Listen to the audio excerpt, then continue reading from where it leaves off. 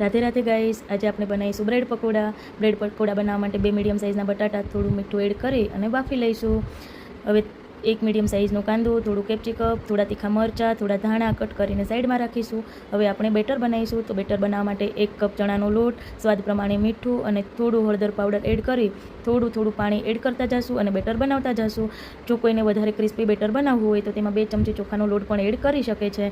જ્યાં સુધી આપણું બેટર રેડી થાય ત્યાં સુધી તમે મારી ચેનલ ઠાકરનો થાળ એમને સબસ્ક્રાઈબ કરી દો, ચેનલને લાઇક કરી દો અને કમેન્ટ કરવાનું ના ભૂલતા કે તમને બ્રેડ પકોડા કેટલા ભાવે છે, તમે ક્યારે બનાવો છો.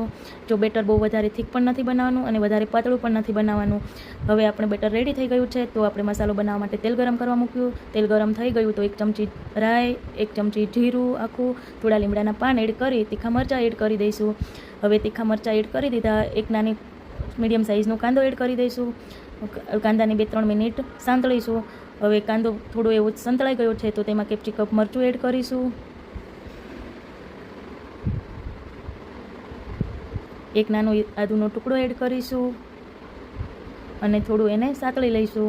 હવે બેઝિક મસાલા એડ કરીશું, જેમાં થોડું હળદર પાવડર, થોડું ધાણા જીરું પાવડર, થોડું લાલ મરચું પાવડર, બહુ જ થોડો ગરમ મસાલો અને થોડું સ્વાદ પ્રમાણે મીઠું એડ કરીશું. પછી બાફેલા બટાટા એડ કરીશું અને મેશરના મદદથી બધા જ બટાટાને મેશ કરીને મસાલો રેડી કરી દઈશું. હવે 1 લીંબુનો રસ એડ કરીશું અને થોડા લીલા ધાણા એડ કરીશું અને આપણો મસાલો આપણે રેડી કરી દઈશું. મસાલો આપણો રેડી થઈ ગયો છે તો આપણે હવે એમને બ્રેડમાં ભરી દઈશું. હું અહીંયા બ્રાઉન બ્રેડનો ઉપયોગ કરું છું અને હું ઓલવેઝ બ્રાઉન બ્રેડ જ યુઝ કરું છું, કેમ કે હેલ્થ માટે બહુ સારા છે. પણ જો કોઈને બ્રાઉન બ્રેડ પસંદ નથી તો તે વ્હાઇટ બ્રેડ પણ યુઝ કરી શકે છે. પણ તમે તમારા હેલ્થ માટે જો બનાવો છો તો તમે બ્રાઉન બ્રેડ યુઝ કરો તો વધારે સારું છે. પછી 1 બ્રેડને 4 કટમાં કટ કરી દઈશું, જેનાથી બનાવવા માટે ઇઝી પડે. અને આપણે તેલ ગરમ થઈ ગયું છે તો તેમાં આપણે એક કરીને 2 થી 3 બ્રેડને ડીપ ફ્રાય કરવાનું છે. જે લાઇટ બ્રાઉન કલર થાય કે ડાર્ક બ્રાઉન થાય, જેવું ક્રિસ્પી ખાવું હોય તેવું તમે બનાવી શકો છો. 2 થી 3 વાર હલાવીશું એટલે ઉપર નીચે બંને સાઈડ તમારો કલર એકદમ સરસ આવી જશે અને આપણા પકોડા બનીને રેડી થઈ ગયા છે. હવે આપણા ઠાકર એટલે કે દ્વારકાધીશ ભગવાનને આપણે થાળની એક આ પ્રસાદી રૂપે ધરીને પછી સર્વ કરીશું.